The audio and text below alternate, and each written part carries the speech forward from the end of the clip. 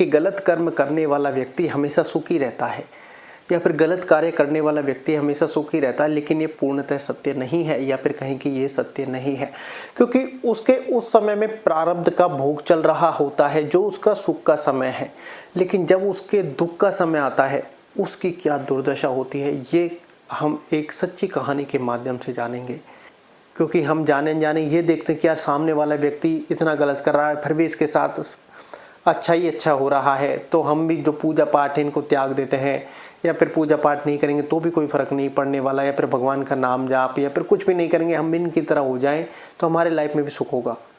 लेकिन जब उनकी दुर्दशा होती है तो उनकी दुर्दशा देखने लायक भी नहीं होती, क्योंकि लाइफ के एक ऐसे ही सच्चाई से हम आपको अवगत कराते हैं जिसमें काफ़ी लोगों को वो कहते हैं जब कर्म का वो फल आता है, पैसा आता है, आप कर्म ये समझिए, कर्म करने से जो पैसा आता है, गलत तरीके से धन कमाने हम जाते हैं और उससे जो पैसा आता है उसमें मज़े सब लोग लेते हैं, लेकिन उस कर्म का फल व्यक्ति को अकेले भोगना पड़ता है।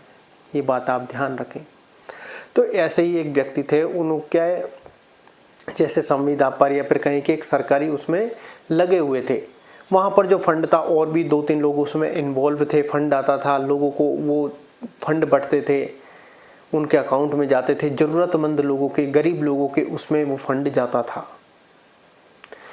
अब लेकिन वहाँ पर हुआ क्या कि जब वो फंड जाता था तो वो सब फंड ना जाकर, क्योंकि आम लोगों को तो उसके बारे में जानकारी ही नहीं है, और वो फंड आता था वो उनके कहें कि खुद के जानकार के माध्यम से, या फिर उन कहें कि जो लोग उनके टच में हैं उनको धन का लालच देते कि हम आपके अकाउंट में 3,000 रुपये डाल देंगे, आप इसमें से 1,500 अपने काम में लीजिए, 1,500 हमें दे दीजिए। व्यक्ति को क्या चाहिए कि फ्री के 1,500 मिल गए, जबकि ये उसके 3,000 रुपये स्वयं के थे जो उसी के अकाउंट में जाने थे। तो अब यहाँ से हुआ क्या कि 3,000 उसके अकाउंट में भी गए, 1,500 उस व्यक्ति को मिल गए, 1,500 डालने वाले के हो गया 1,500 का घपला। अब ये चलता रहा और यहाँ पर हुआ क्या, जिन लोगों की डेथ हो गई है उन लोगों के भी उसमें पैसा दिखाया गया। वो कैसे कि कहें कि वहाँ पर जो ऊपर एक सूची भेजी जाती थी वो एक साथ भेजी जाती थी। तो जैसे मान लो कोई हमारा अकाउंट है कि 8-10 लोगों का पैसा एक मान लो हम जानकर हमारे अकाउंट में डाल दिया कि 10,000 रुपये डाल दिए, 5-6 हमके दे देना, 3-4 आप रखना। तो होता क्या है, लालच, ऐसा वो व्यक्ति करने लग गया और ये उसकी आदत बनती चली गई, लाखों का घपला हो गया। उसमें और भी लोग इन्वॉल्व थे, बड़े बड़े अधिकारी भी और कहें कि प्राइवेट भी। अब उस समय तो सारे लोग मज़े ले रहे थे, जो उसके साथ जुड़े हुए थे वो फैमिली और यार दोस्त सारे के सारे मज़े ले रहे थे। और कहें कि जिन लोगों के अकाउंट में जाने चाहिए थे उन लोगों के अकाउंट में पैसे जा रहे थे, लेकिन वो आधे पैसे वापस उनसे लिए जा रहे थे। क्योंकि मान लो मेरा कोई अकाउंट है, मुझे 3,000 रुपये मिलने हैं, मुझे उनके बारे में पता ही नहीं है, मेरे अकाउंट मेरे से बात हुई कि आपके अकाउंट में हम 3,000 रुपये डाल रहे हैं, आप 1,500 आप रखिए, 1,500 मुझे दे दीजिए। आम आदमी की क्या होती है, लालच और ज़रूरत है, ठीक है, जबकि ये थोड़ी पता है कि वो 3,000 रुपये मेरे ही है। तो ऐसे करके वो अच्छा खासा घपला हो गया। अब लेकिन यहाँ पर एक बात और समझने की, वो पैसा सरकारी था, गवर्नमेंट का था। और एक बात आप जीवन में गांठ बांध लीजिए, सरकारी पैसा आप कभी नहीं खा सकते, क्योंकि उसकी सुनवाई भी जल्दी से नहीं है। अगर आपके कहें कि उस समय कर्म में बिल्कुल ही गए गुजरे हो गए और उस समय प्रारब्ध का भोग ऐसा लग गया, तो आपको कहीं कोई निवारण भी नहीं है, क्योंकि सरकारी पैसा खा नहीं सकते आप। ये बात आप ध्यान रखें, जाने जाने भूल भी हो गई है तो प्रायश्चित करना भारी पड़ जाएगा। अगर आपके कोई दिनमान ही सीधे हैं, कोई शक्ति काम कर रही है, तो आप बच सकते हैं, ये बात आप ध्यान रखें। तो वहाँ पर अब ऐसा पूरा लंबा झोल फंस गया। और अब कहें कि जब झोल फंस जाता है तो लीक पॉइंट भी निकलते हैं, तो वो लीक पॉइंट भी निकलने लगे, क्योंकि अब वहाँ से कहें कि जो सरकारी लोग हैं, जो गवर्नमेंट जॉब कर रहे हैं, उनका पैसा भी रख लिया गया। जो लोग डेड कहें कि मृत्यु जिन लोगों की हो गई है उनका पैसा भी, भाई जो लोगों की मृत्यु हो गई उनका पैसा तो कोई लेना देना नहीं है, उनको भी जिंदा दिखा दिया गया। ऐसा नहीं है, ये पेपर में भी आई है और ये रियल है। अब उसके बाद जो लोग सरकारी नौकरी पर हैं उनको तो कैसा पैसा फंड बनता ही नहीं है, क्योंकि वो तो वैसे ही गवर्नमेंट जॉब पर हैं, तो उनको तो वो सुविधा मिलने से रही।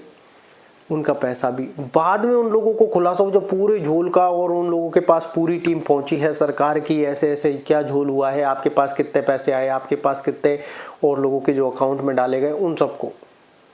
लेकिन जब वो पैसा का फ्लो आ रहा था, घर पर आ रहा था, किसी ने नहीं पूछा, यार दोस्तों के पास आ रहा था, उनको कुछ कुछ सुराग था, लेकिन सबको नहीं था। भाई पैसा आ रहा था, आधे पैसे ले रहा है, आधे दे रहा है, करने दो जो कर रहा है, क्योंकि सरकारी पैसा तो किसी को नहीं पता। और यहीं पर मामला फंसता चला गया कि इतना बड़ा वो झेल, इतना बड़ा मामला वो फंस गया कि वो कहते हैं कि अब उसके बाद जब कर्मों का दंड की बारी आई, वो कहीं से कोई लीक पॉइंट मिलता है तो एक ही व्यक्ति हमेशा वो कहते हैं कि पूरा बाग उजाड़ देता है। कुछ लोगों ने अपने ट्रांसफ़र करवाए, शायद सुसाइड भी शायद किसी को, या फिर वैसे ही मृत्यु हुई, ये अभी पूर्णतः याद नहीं है। उसके बाद जो व्यक्ति ने इसमें जो कहें कि भरने की कोशिश की, तो वो छोटा व्यक्ति हमेशा फंस जाता है, या फिर कहें कि उसमें उसकी कितनी बड़ी गलती थी ये हम नहीं जानते। और वो व्यक्ति आज कहें कि मज़ा सबने लिया, पैसे सबके उसमें आए, लेकिन कर्मों का फल उसे एक व्यक्ति को भोगना पड़ रहा है। वो व्यक्ति आज डिप्रेशन का शिकार है। अब वो व्यक्ति बाहर नहीं निकलता तो बाहरी दुनिया को क्या लगेगा कि वो व्यक्ति कितना सुखी है, झूल भी कर लिया, और कहें कि कैसे न कैसे सेटलमेंट करके, कुछ राजनीतिक पॉलिटिशियन जानकार थे, कुछ एक्स्ट्रा पैसा देके तो वो सरकार को पैसा जमा कराया गया, क्षमा मांगी गई, क्योंकि बिना क्षमा के थोड़े से कॉन्ट्रैक्ट की वजह से कि व्यक्ति से जाने अनजाने में गलती हुई है, कोई और भी व्यक्ति इसमें इन्वॉल्व थे कि हमारा तो प्राइवेट एम्प्लॉयमेंट था, हमारा तो प्राइवेट ही लग रहा था, वो इतना बड़ा झोल कैसे कर सकता है। जब तक बड़े अधिकारियों की नज़र में वो सारी चीज़ें होती हैं, और ये बात रियलिटी भी है।